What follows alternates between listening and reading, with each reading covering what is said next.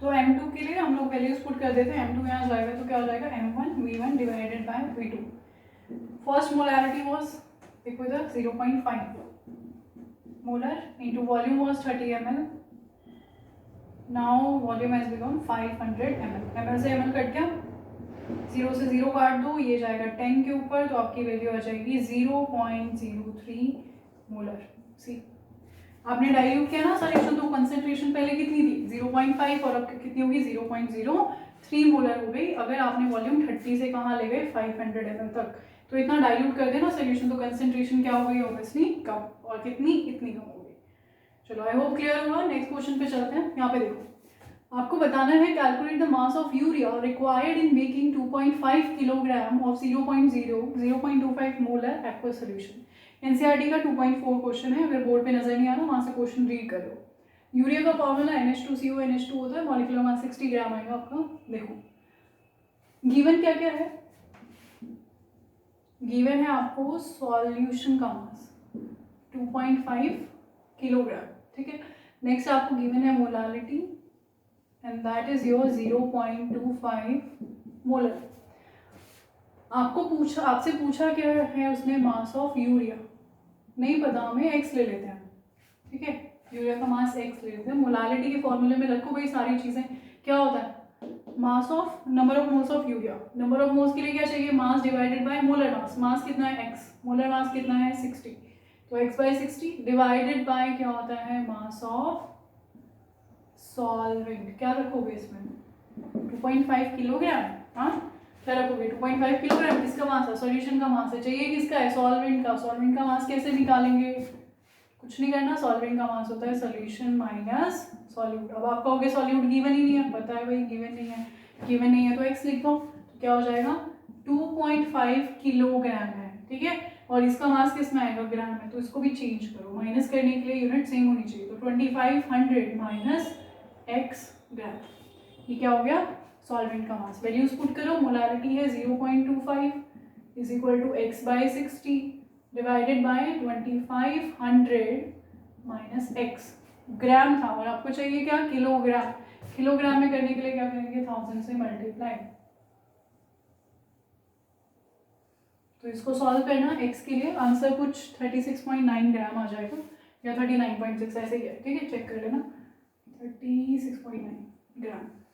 तो इतना कुछ आपका आंसर आ जाना चाहिए, तो देखना ना कैलकुलेशन आप कर लेना। नेक्स्ट चले, समझ आ गया होगा, नेक्स्ट चलते हैं।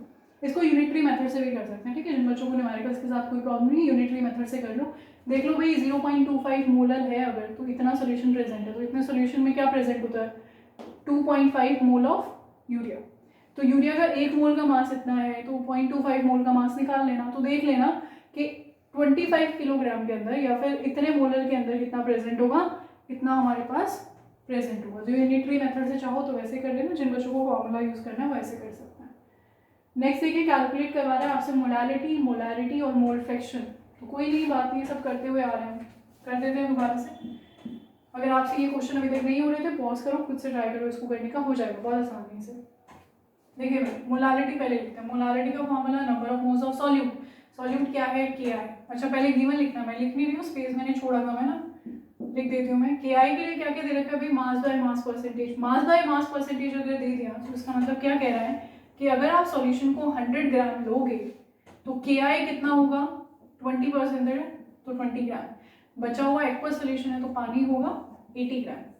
तो ये सारी चीजें आपको दी थी, साथ ही साथ उसने डेंसिटी भी दे दिया किसकी, सॉल्यूशन की, कितनी 1.202 ग्राम पर मिलीलीटर, ठीक है।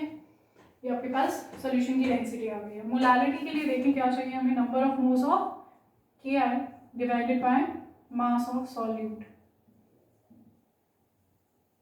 सॉल्वेंट किलोग्राम में चाहिए, ग्राम में है तो 1000 से मल्टीप्लाई कर दो ऊपर। KI के नंबर ऑफ मोल्स निकालना भाई, KI का नंबर ऑफ मोल्स 20, इसका मॉलिक्यूलर मास रख देना, आई गेस आएगा 166 आना चाहिए, ठीक है। तो इसका मॉलिक्यूलर मास निकाल लेना, एक बार चेक जरूर कर लेना, मेरे ख्याल से 166 होगा इसका। तो number of moles of KI आ गए, नीचे है number mass of solvent. Solvent का मास कितना है 80, लेकिन क्योंकि ग्राम में है तो ऊपर 1000 से मल्टीप्लाई करना पड़ेगा ना। तो इसको अगर आपको ऐसे लिख रही हूँ मैं, लेकिन अगर आपको कंफ्यूजन होती है तो इसको नीचे लिख दिया करो, तो इसको सॉल्व कर लेना। यूनिट लिखना नहीं भूलेंगे, यूनिट क्या आएगी, मोल पर किलोग्राम। चलिए भाई, मोलारिटी पूछा है, नेक्स्ट क्या पूछा है, मोलारिटी। बता सकते हो, बिल्कुल बता सकते हैं। मोलारिटी क्या होती है, number of moles of K I divided by volume of solution. K I हमने निकाल लिया 20/166, यहाँ पुट करेंगे।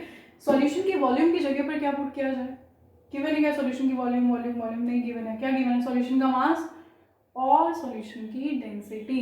तो डेंसिटी का फॉर्मूला क्या होता है, density of solution is equal to mass of solution divided by volume of solution. बहुत इंपॉर्टेंट है ये, मैंने ऐसे नहीं लिखा, जानबूझ के लिखा। सॉल्यूशन का डेंसिटी, तो सॉल्यूशन का ही मास रखना है तो ही सॉल्यूशन की वॉल्यूम आएगी।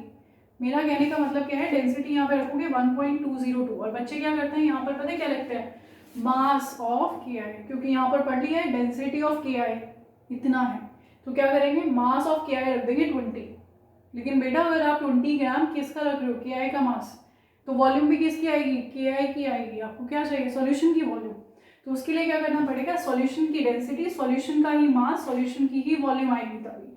और मास ऑफ सॉल्यूशन कितना है, 100 ग्राम।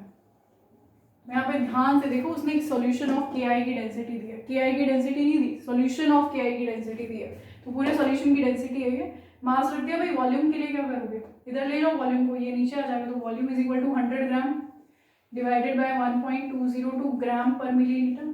पर है तो ऊपर आ जाएगा, ग्राम से ग्राम कर गया, वॉल्यूम आएगी 100 डिवाइडेड बाय 1.202 मिलीलीटर। ठीक है, इसको यहाँ पर पुट कर दोगे, और क्योंकि मिलीलीटर में हमारी वॉल्यूम आ रही है तो 1000 से जरूर मल्टीप्लाई कर देना, तो यहाँ से आंसर आपका आ जाएगा। तो ये आप सॉल्व कर लेना, आंसर मैं बता देती हूँ, देखते कितना आएगा इसका। मोलारिटी आनी चाहिए भैया आपकी, मोलारिटी 1.5 और मोलारिटी 1.44, ये 1.44 आनी चाहिए, कैलकुलेट करना भाई, और ये आनी चाहिए आपकी 1.5। चलो मोलारिटी हो गई, मोलारिटी हो गई। नेक्स्ट लास्ट उसने पूछा हमसे मोल फ्रैक्शन भी पूछिए, हाँ पूछिए, चलो मोल फ्रैक्शन भी बता दो, फिर कोई दिक्कत नहीं है। मोल फ्रैक्शन का फॉर्मूला क्या हो जाएगा, के आई की मोल फ्रैक्शन निकालनी है तो के आई के number of moles divided by total number of moles. तो कोई प्रॉब्लम नहीं, हमने के आई के नंबर ऑफ मोल्स अभी तो कैलकुलेट किया ना पीछे, मोलारिटी और मोलारिटी में आपने की, हमें से डेटा ले लेना, क्या आएगा 20/166 टोटल नंबर ऑफ मोल्स, इसके प्लस वाटर के। वाटर का कितना मास गिवन है 80, और मोलर मास कितना होता है 18, तो इसको सॉल्व करना, आपके पास क्या आ जाएगा, मोल फ्रैक्शन ऑफ के आ जाएगा। ठीक है, ये क्वेश्चन भी खत्म हो गया। नेक्स्ट पे चलते हैं, नेक्स्ट क्वेश्चन बिल्कुल सिंपल है, और ऐसे जैसे हमने अभी भी किया बिल्कुल वैसे ही है। इसको देखो जरा, कह रहे लैब में जो आप HNO3 यूज़ करते हैं ना, वो क्या होती है 68% होती है। क्या होती है 68%। तो 68% के लिए आप क्या करेंगे, 68% आपको दे रखा है, मास होता है उसका एक्वा सॉल्यूशन के अंदर। पूछा है what should be the molarity of such sample if density of solution is इतना। तो वही गिवन देख लेते हैं क्या क्या है। 68% बाय मास का मतलब है सॉल्यूशन अगर 100 ग्राम है तो HNO3 आपका 68 ग्राम है, तो बचा हुआ क्या है एक्वा सॉल्यूशन है ना, तो वाटर ही होगा, तो ये आपका हो जाएगा 32 ग्राम। ठीक है, तो ये सारे मासेस आपको गिवन है, साथ ही साथ आपको डेंसिटी ऑफ सॉल्यूशन भी गिवन है। तो बिल्कुल सेम है जैसे अभी हमने किया, सॉल्व कर सकते हो खुद ही पॉज करके। 1.504 ग्राम पर मिलीलीटर। पूछ इसने लिया है आपसे मोलारिटी, तो मोलारिटी के लिए आपको नंबर ऑफ मोल्स चाहिए HNO3 के, और क्या चाहिए सॉल्यूशन चाहिए, वॉल्यूम, वॉल्यूम की सॉल्यूशन चाहिए। वॉल्यूम की सॉल्यूशन नहीं दे रखी है लेकिन डेंसिटी गिवन है, तो क्या करें, कुछ नहीं, हमें पता है सॉल्यूशन की डेंसिटी रखेंगे तो सॉल्यूशन का मास और सॉल्यूशन की वॉल्यूम आ जाएगी नीचे। तो यहाँ से वॉल्यूम निकालना, तो volume of solution is equal to mass of solution divided by density of solution. Solution का मास कितना 68 ग्राम है ना, है ना, नहीं 100 सॉल्यूशन रखना है, HNO3 नहीं रखना, तो ध्यान देना यहाँ पे 68 नहीं लिख देना, 100 लिखना है, डिवाइडेड बाय 1.504। इस वैल्यू को उठाओ सीधा यहाँ पर पुट कर दो, तो number of moles of HNO3 क्या आएंगे 68 डिवाइडेड बाय मॉलिक्यूलर मास 63 होता है, HNO3 का मॉलिक्यूलर मास 63 होता है, डिवाइडेड बाय 100 इंटू 1.504। मैं ऐसे लिखती हूँ, आपको कंफ्यूजन हो सकता है, मैं इसको ऐसे लिख देती हूँ, ये आएगी वैल्यू आपकी 68/63 इंटू 100 इंटू 1.504, और क्योंकि मिलीलीटर में है तो 1000 से मल्टीप्लाई तो करना ही है, तो इसको सॉल्व कर लेना भाई, आंसर आ जाएगा मोल पर लीटर के अंदर। आई होप क्लियर होगा, है ना, इजी है। बिल्कुल भी देखो न्यूमेरिकल्स में डरने की बात नहीं होती है। आई नो देखो हर किसी की वीकनेसेस होती है और हर किसी की स्ट्रेंथ्स भी होती है, लेकिन अगर आप उनमें से हैं जिनको लगता है कि न्यूमेरिकल हमसे होते ही नहीं है, न्यूमेरिकल हमसे होंगे ही नहीं, या बहुत मेहनत लगती है, बहुत दिमाग खराब होता है, तो सबसे पहले तो न्यूमेरिकल का फोबिया अपने दिमाग से निकालो। इस बात को अपने दिमाग से निकालो कि न्यूमेरिकल हमसे नहीं होंगे। क्लास के साथ चलो, बिल्कुल बेसिक से पढ़ाएं। जिन बच्चों को न्यूमेरिकल थोड़े बहुत होते होंगे ना, उनको तो क्लास बोरिंग लग रही होगी, उनको लग रहा होगा पता नहीं क्या पढ़ा रहे हैं, क्यों पढ़ा रहे हैं, 11th क्लास का क्यों पढ़ा रहे हैं। तो आप ही लोगों के लिए पढ़ा रहे हैं, ठीक है। आपको नहीं आता है, कोई प्रॉब्लम नहीं है, लेकिन आप सीखना चाहते हो तो बिल्कुल आ जाएगा। आपका नहीं आना प्रॉब्लम नहीं है, लेकिन अगर आप आज भी नहीं सीखना चाहते तो ये एक इशू हो सकता है। तो बस ये सोचो कि मुझे सीखना है, तो बिल्कुल बेसिक से सिखा रहे हैं, बिल्कुल बेसिक से बता रहे हैं। जिन बच्चों को न्यूमेरिकल से डर होगा बिल्कुल दिमाग से निकल जाएगा। सिर्फ मेरी एक ही रिक्वायरमेंट है, आपको रफ नोटबुक उठानी है, आपको पेन उठाना है। न्यूमेरिकल्स का मतलब सिर्फ और सिर्फ प्रैक्टिस होता है। न्यूमेरिकल्स को आप एक ही चीज़ से कमांड कर सकते हो, एंड दैट इज प्रैक्टिस, ठीक है। तो सिर्फ ये देख के कि अच्छा ये अगर दे रखा हो तो ये फॉर्मूला लगेगा, इसमें ये वैल्यू डाल देंगे, इसमें ये वैल्यू डाल देंगे, और आप सोचो कि न्यूमेरिकल्स हो जाएंगे, this is not the way how you do it, ठीक है। ये मैं आपको बता रही हूँ कि ऐसे ऐसे करना है, इससे आप बता सकते हो दूसरों को, लेकिन इससे न्यूमेरिकल होंगे नहीं। होंगे तभी जब आप पेन उठाओगे, पेपर उठाओगे और सॉल्व करना शुरू करोगे। बिल्कुल हो सकता है कि कुछ बच्चों से न्यूमेरिकल्स अभी भी नहीं हो रहे हो ये वाले, कोई बात नहीं, पहली बार देखकर करो। पहली बार जब देखकर करोगे तो समझ में आएगा क्या गिवन है और क्या पूछा है। दूसरी बार करोगे तो समझ में आएगा कि किस तरीके से वैल्यूज पुट करनी है। तीसरी बार सॉल्व करोगे तो कंसेप्ट समझ में आएगा, और चौथी बार करोगे तो अपने आप से अप्रोच डेवलप हो जाएगी। तो अगर एक न्यूमेरिकल आपके हाथ से 4 बार गुजर गया ना एनसीईआरटी का, तो आई बेट यू कि आपसे कोई भी न्यूमेरिकल छूटेगा नहीं। I literally bet you for that. लेकिन इतनी थोड़ी सी हमारे अंदर डेडिकेशन होनी चाहिए कि हम अपने अंदर ये ठान लें कि अगर मुझे न्यूमेरिकल्स नहीं आते तो I have to work on it, कि जो भी मेरी वीकनेसेस हैं वो क्यों है, क्योंकि अभी तक मैंने उनके ऊपर ध्यान नहीं दिया। So this is the time, अभी उनके ऊपर काम करेंगे, अभी हम उनको देखेंगे, उनके ऊपर मेहनत करेंगे, ज़रूर वो हमारी स्ट्रेंथ बन जाएगी, ठीक है। तो न्यूमेरिकल्स कुछ नहीं है, रफ नोटबुक लो, पेन उठाओ, बस शुरू हो जाओ, ठीक है। नोटबुक मैंने भर देनी है प्रैक्टिस कर करके, यही मोटो रखना तुम्हें बस। तो एक I know I said this कि पहली बार में on the very first go आपसे नहीं हो पाएंगे न्यूमेरिकल्स, हेल्प लगेगी, सोल्यूशन देखना पड़ेगा, लेकिन दूसरी और तीसरी बार में would be able to do it, ठीक है। बहुत ज़्यादा टफ है तो चौथी बार तक पहुंच जाओगे। 4th टाइम तक you will develop a approach. 4th time अगर एक चीज़ आपने 4 बार न्यूमेरिकल कर लिया है तो ये होगा कि जब आप नया न्यूमेरिकल देखोगे तो आप रिलेशन को रिलेशन बना सकते हो अपने दिमाग में प्री रिक्विसाइट नॉलेज को लेकर, और जो अभी आपके सामने नया प्रॉब्लम फेंका गया उन दोनों को लेकर आप देख सकते हो कि कैसे मैंने जो प्रॉब्लम्स यूज़ किए हैं अभी तक उनका नॉलेज यूज़ करके मैं इसको सॉल्व करूँ, ठीक है। तो डरना बिल्कुल नहीं है, बिल्कुल आराम से शांति से सॉल्व करो, बस लगे रहो। नहीं होगा, मुझे पता है दिक्कत आएगी, दिमाग भी खराब हो सकता है, थोड़ा फ्रस्ट्रेटिंग भी फील करोगे, but this is all a part of journey, ठीक है। You will go through it. तो बिल्कुल नहीं, आराम आराम से, बिल्कुल आराम से चलेंगे, कोई दिक्कत नहीं है। एक न्यूमेरिकल आपको होगी 2 बार समझाने के लिए, 2 बार भी समझाया जाएगा, but you have to want it, ठीक है।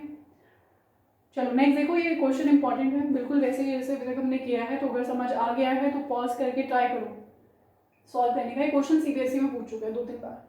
तो सोल्यूशन ऑफ ग्लूकोज वाटर है, लेवल क्या है 10% weight by weight, 10% mass by mass, glucose का सोल्यूशन। तो इसका मतलब क्या दे रखा है, सोल्यूशन का मास है 100 ग्राम, सॉल्यूट का मास, सॉल्यूट कौन है ग्लूकोज, तो ग्लूकोज का मास 10% यानी कि 10 ग्राम, वाटर का मास कितना हो जाएगा ऑब्वियसली 90 ग्राम। तो ये सारी चीज़ें आपको सिर्फ इस बात में दी हुई थी। What will be the molality and mole fraction of each component of solution? Solution की molality और mole fraction क्या होगी, तो उसको देखते हैं। molality का फॉर्मूला क्या होता है भाई, सबको याद हो गया होगा, बोलना जरा साथ साथ बोलना, number of moles of solute divided by mass of solvent, किसके अंदर, केजी के अंदर, और नहीं हो तो 1000 से ऊपर मल्टीप्लाई। तो नंबर ऑफ मोल्स निकालेंगे ग्लूकोज के, 10 डिवाइडेड बाय ग्लूकोज का molecular mass, I guess that's 180। तो ये नंबर ऑफ मोल्स हो गए ग्लूकोज के। मास रखो सॉल्वेंट का कितना है 90 ग्राम में है, तो ऊपर 1000 से मल्टीप्लाई हम जरूर करेंगे, answer would be in mole per kilogram, okay. Next you have been asked about the mole fraction. तो मोल फ्रैक्शन भी निकाल के दिखा दो, उसको कोई बड़ी बात नहीं है। ग्लूकोज की मोल फ्रैक्शन निकालनी है तो ग्लूकोज के नंबर ऑफ मोल्स ऊपर रखेंगे डिवाइडेड बाय ग्लूकोज के number of moles plus water के नंबर ऑफ मोल्स हो जाएंगे। तो ग्लूकोज के नंबर ऑफ मोल्स अभी तो निकाले आपने 10/180। एक बार चेक जरूर कर देना भाई, जो भी मॉलिक्यूलर मासेस मैंने ऐसे ही लिख दिए हैं, गलत भी हो सकता है मुझे गलत याद रह गए। चलो वाटर की क्या हो जाएंगे, given mass 90 divided by molecular mass 80। इस फ्रैक्शन को आप सॉल्व कर लेंगे तो you will be having the mole fraction of glucose. Now the last part of it refers to the molarity. What shall be the molarity if density of the solution is 1.2 gram per milliliter? तीसरी बार में on the very first go continuously तीसरी बार यही चीज़ आप कर रहे हो, तो बिल्कुल आपको मुझे लगता है आ गई होगी। देखो इधर मैं इसको रब कर रही हूँ, अगर किसी को स्क्रीनशॉट लेना है सॉल्यूशंस का तो एक बार ले लो।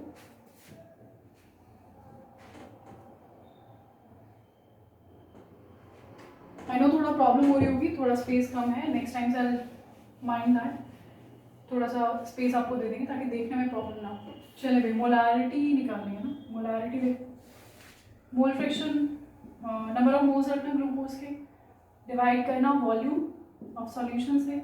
अगेन वॉल्यूम ऑफ सॉल्यूशन नहीं गिवन है, लेकिन क्या गिवन है, डेंसिटी। तो density of solution is equal to mass of solution divided by volume of solution. So volume of solution would come out to be solution का mass divided by density of solution is equal to, solution का mass ढूंढो, कहाँ है, कितना रखोगे, 10 ग्राम, 10 ग्राम नहीं रखेंगे, 100 ग्राम। तो 100 ग्राम आपने रखा है यहाँ पे टोटल मास। डेंसिटी कितनी है, 1.2 ग्राम पर लीटर, तो ग्राम मिलीलीटर ऊपर जाएगा, ग्राम से ग्राम कट गया, वॉल्यूम आई मिलीलीटर में, 100 डिवाइडेड बाय 1.2, सॉल्यूशन की volume is 100 divided by 1.2 millilitre. क्या करना है, उठा के यहाँ रख देने हैं, तो वो मोलारिटी क्या आएगी, यहाँ पर लिखूँ मैं, यहाँ पे मैं थोड़ा सा लिख देती हूँ। तो मोलारिटी आपके पास हो जाएगी, यहाँ पे देखो मोलारिटी आपके पास हो जाएगी number of moles of glucose given mass divided bye molecular mass 10/180, और वॉल्यूम कितनी है, 100 डिवाइडेड बाय 1.2, और मिलीलीटर में है तो 1000 से मल्टीप्लाई करना तो बनता है, और यूनिट क्या आएंगी, मोल पर लीटर। ठीक है, चलिए भाई ये क्वेश्चन भी हो गया हमारे पास, 5th क्वेश्चन भी हो गया। एक बार स्क्रीनशॉट ले लो, मैं आगे चलूंगी, 6 क्वेश्चन हम सॉल्व करेंगे। मेरे पास स्पेस नहीं था तो मैं लिख नहीं पाई, मैं बुक से रीड करूंगी, आप लोग अपनी बुक निकालो एनसीईआरटी की, वहाँ से रीड करो, और ये क्वेश्चन हम करेंगे थोड़ा सा चेंज है। ठीक है, अभी तक सारे के सारे क्वेश्चन वैसे ही चल रहे थे कॉन्टिन्यूसली, तो जो लोग थक गए हैं, जिनको लग रहा है भाई ये सब क्या चल रहा है, वो नेक्स्ट क्वेश्चन जरा सॉल्व करो। एक्सरसाइज का क्वेश्चन निकालो, क्वेश्चन नंबर है आपका, क्वेश्चन नंबर है 5, 5th क्वेश्चन जरा सॉल्व करो। 11th क्लास में आपने 33rd 34th क्वेश्चन किए थे ना फर्स्ट चैप्टर के, तो बिल्कुल वैसे ही क्वेश्चन हैं, तो इसको निकालो जरा, सॉल्व करो, थोड़ा सा चेंज है आपके लिए। रिएक्शंस आपको गिवन है, और रिएक्शन में आपसे मोलारिटी का कंसेप्ट पूछा है, बहुत इंटरेस्टिंग है, मजा आएगा, अगर समझ आ गया तो क्वेश्चन हो जाएगा, नहीं हो रहा है तो भी कोई दिक्कत नहीं है, टेंशन लेनी नहीं है, बता रहे हैं अभी कैसे करेंगे। तो देखो जरा पढ़ो, क्वेश्चन कह रहा है आपको सॉल्यूशन ऑफ 6 क्वेश्चन है, 5th नहीं है, 5th तो ये मैंने करा दिया था, अभी 6th है। 6 देखो थोड़ा, 6 क्वेश्चन आपको कह रहा है how many millilitre of 0.1 molar HCl are required, HCl given है भाई 0.1 मोलर, ठीक है, हाउ मेनी मिलीलीटर मतलब वॉल्यूम पूछ रही है, how many millilitre will be required of 0.1 molar HCl, किस काम के लिए रिक्वायर है भाई, to react completely with 1 gram solution of sodium bicarbonate and sodium carbonate। अच्छा, मेरे क्वेश्चन ना पूरा पढ़ा नहीं था, मुझे ओवरऑल देख के ऐसा लगा कि 11th क्लास होगा, अब मैं पढ़ रही हूँ इसको तो मुझे समझ में आ रहा है। अच्छा क्वेश्चन है, ध्यान देना है इसके ऊपर, मजा आएगा करने में। सोडियम कार्बोनेट और सोडियम बाइकार्बोनेट का सोल्यूशन है 1 ग्राम, ठीक है, और दे रखा है इक्विमोलर है। क्वेश्चन समझ में आ गया, न्यूमेरिकल्स में सिर्फ 2 चीजें होती हैं, सिर्फ 2 चीजें, अगर ये 2 चीजें आपने कर ली कोई क्वेश्चन आपका रोक ही नहीं सकता। पहला फॉर्मूला अगर आता है तो आपको, दूसरा फॉर्मूला तभी काम करेगा जब पहला आता है, और पहली बेसिक रिक्वायरमेंट है किसी भी न्यूमेरिकल के डेटा को इंटरप्रेट करना। अगर आपको ये समझ में आ गया कि न्यूमेरिकल कह क्या रहा है, बात क्या हो रही है, अगर उसकी थ्योरी समझ में आ गई ना, उसकी पिक्चर दिमाग में क्लियर हो गई, अगर उसका रोड मैप आपको समझ में आ गया, तो ही आप फॉर्मूला डिसाइड करोगे कि कौन सा लगेगा, किस फॉर्मूले की ज़रूरत है, राइट। अगर वही नहीं हो पा रहा तो फॉर्मूला भी याद है तो नहीं अप्लाई कर पाओगे। तो क्वेश्चन को समझना बहुत ज़रूरी है। बच्चों को ये लगता है बस मेरे मैथ्स के स्किल्स अच्छे हैं, मैं कैलकुलेशन बहुत फास्ट कर लेता हूँ, फॉर्मूले मुझे याद है, चलो प्रूव करो क्वेश्चन के ऊपर। Reading is the basic point for solving any numerical. इस न्यूमेरिकल को समझने की कोशिश करो हो क्या रहा है। सोडियम बाइकार्बोनेट है, सोडियम कार्बोनेट है, आपको पता है बेसिक सॉल्ट्स हैं। कैसे सॉल्ट है? बेसिक। एसिड डाला आपने इसके ऊपर, आपने क्या डाला? एसिड। एसिड और बेस के बीच में क्या होगी? जाहिर सी बात है रिएक्शन होगी। कैसी रिएक्शन होगी देख लेते हैं, लिख के देखते हैं। थोड़ा स्पेस यहाँ पे क्रिएट कर देती हूँ, आप लिखो रिएक्शन जरा क्या होगी, ट्राई करके देखो। ये देखो, अगर आपका सोडियम बाइकार्बोनेट रिएक्ट करता है HCl के साथ तो क्या बनेगा भाई? एसिड और बेस मिलके क्या बनाता है? Salt. NaCl, Na positive, Cl negative, तो ये पॉजिटिव और ये नेगेटिव निकल के क्या बना लेगा? NaCl। क्या बचा?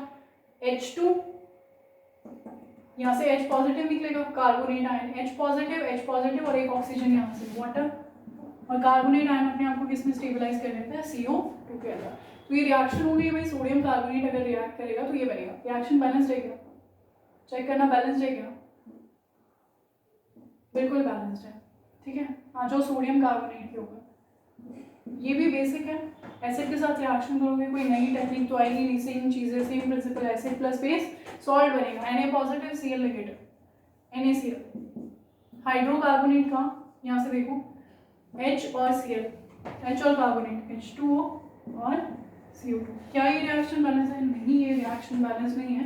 दो यहाँ पर सोडियम है, यहाँ पर एक ही सोडियम है, बैलेंस करें, यहाँ पर दो लगाएं।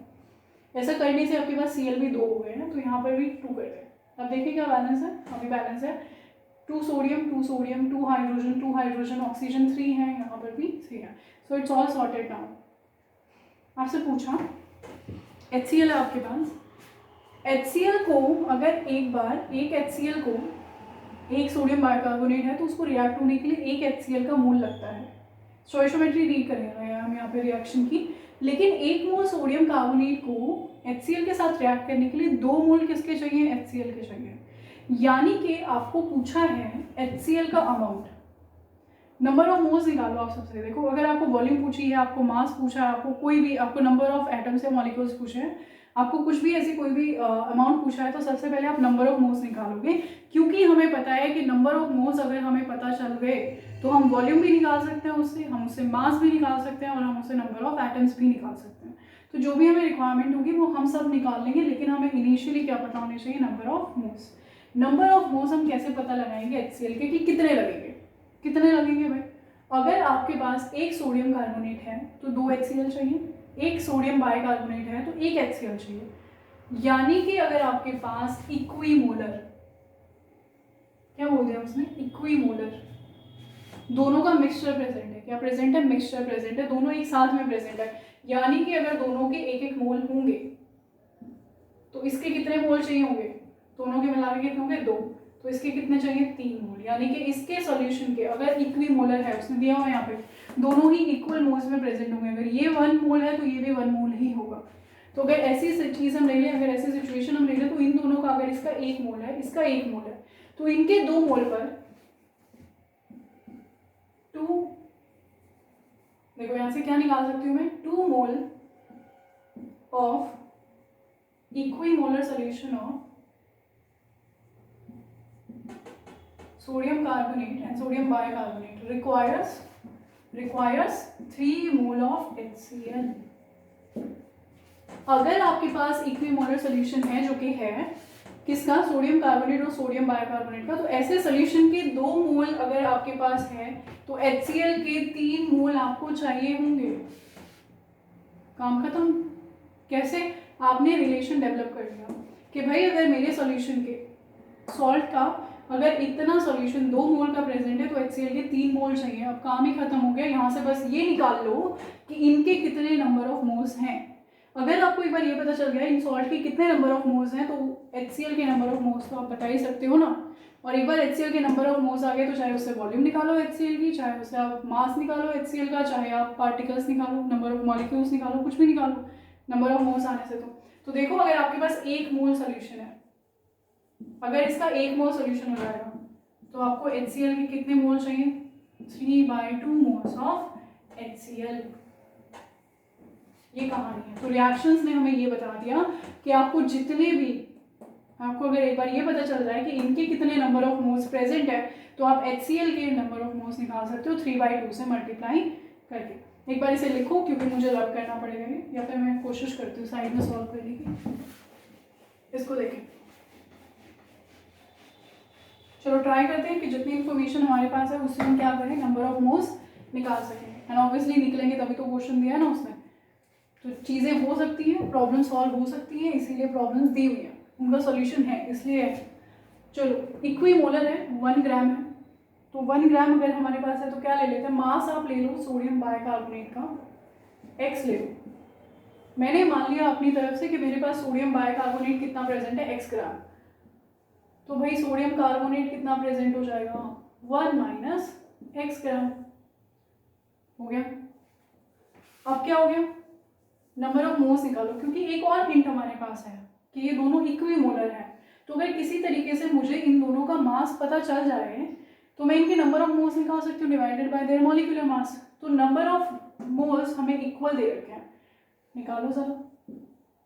सोडियम बाइकार्बोनेट के नंबर ऑफ मोल्स और सोडियम कार्बोनेट के नंबर ऑफ मोल्स। फॉर्मूला लगाओ, given mass of sodium bicarbonate divided by molecular mass of sodium bicarbonate. देख लेती हूँ मैं कितना है। अच्छा, सॉल्व करना पड़ेगा, यहाँ पर वैल्यूज नहीं गिवन है, NCERT की बुक है। सॉल्व कर लेना, 23 1 3 × 16, ठीक है, जो भी करके ले लेना, इज इक्वल टू, फिर इसका भी निकालना पड़ेगा तो निकाल लेना अपने आप से। इसका एंगल ले रही, इसका कुछ ले लेना, तो इसका क्या आएगा, सोडियम कार्बोनेट, और इसका भी निकाल लेना। चलो इसका मास हमने कितना लिया, सोडियम कार्बोनेट का x इज इक्वल टू, इसका कितना लिया है, 1 माइनस x। क्रॉस मल्टीप्लाई करना जरा, x into m2 is equal to m1 into 1 minus x। तो यहाँ से x की वैल्यू के लिए सॉल्व नहीं कर सकते, क्या कर सकते हो,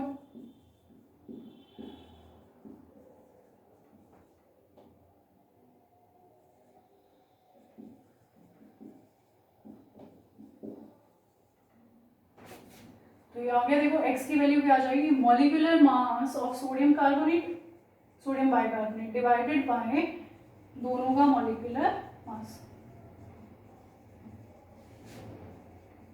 ठीक है भाई, यहाँ से ट्राई करना निकालने की। वैल्यू मेरे ख्याल से 0.4 आएगी कि 0.5 आएगी, ऐसे ही कुछ आएगी, ठीक है, ट्राई करना निकाल लेना, 0.4 के आसपास देख लेना जितनी भी आए। तो ये यहाँ से आपके पास क्या आ गया, x क्या था, मास ऑफ सोडियम बाइकार्बोनेट। अगर आपके पास सोडियम बाइकार्बोनेट का मास आ गया तो क्या आप नंबर ऑफ मोल्स नहीं निकाल सकते सोडियम कार्बोनेट के, बिल्कुल निकाल सकते हैं। तो यहाँ से क्या हो जाएगा आपके पास, याद रखना ये आपके पास मास आया, नंबर ऑफ मोल्स नहीं आए, तो डायरेक्ट यूज मत करना है इसको। ये आपके पास मास आया, अभी नंबर ऑफ मोल्स निकालोगे तो नंबर ऑफ मोल्स क्या हो जाएंगे, x divided by sodium bicarbonate का मास।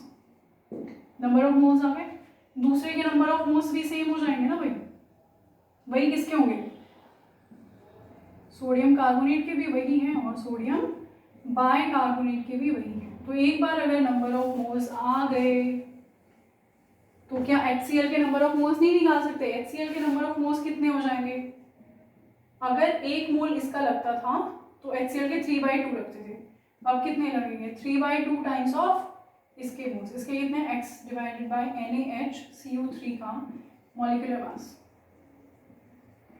ये HCl के क्या आ गए, नंबर ऑफ मोल्स। आपको क्या पूछी थी, वॉल्यूम ऑफ HCl। 1 मोल की वॉल्यूम STP पे 22.4 लीटर होती है, तो इतने मोल्स की कितनी हो जाएगी, 3/2 into x divided by molecular mass of NaHCO3 into 22.4 litres. बहुत कम वैल्यू आएगी, मिलीलीटर में आंसर रिपोर्ट कर दीजिएगा, आपका क्वेश्चन सॉल्व हो जाएगा। तो देखो किस तरीके से उसने कहाँ से कौन सी चीज़ें लिंक करके आपसे मोलारिटी का कंसेप्ट क्लियर करवाया है। तो आई होप ये आप सभी को क्लियर होगा। अच्छा है, इंटरेस्टिंग क्वेश्चन है, थोड़ा सा हो सकता है 1-2 बच्चों को प्रॉब्लम आए समझने में, 1-2 बार सुनना है इसे, ठीक है, ट्राई करना, हो जाएगा।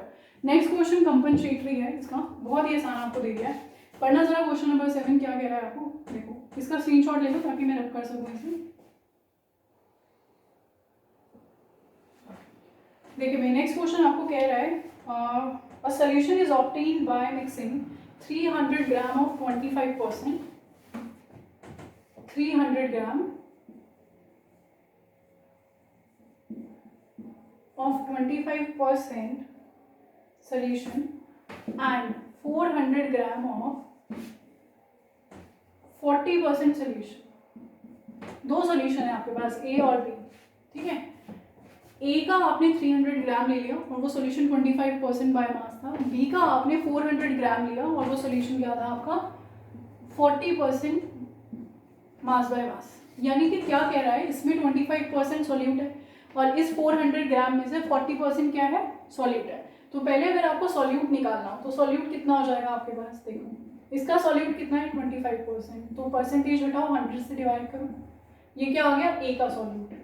ए के अंदर इतना सॉल्यूट प्रेजेंट है।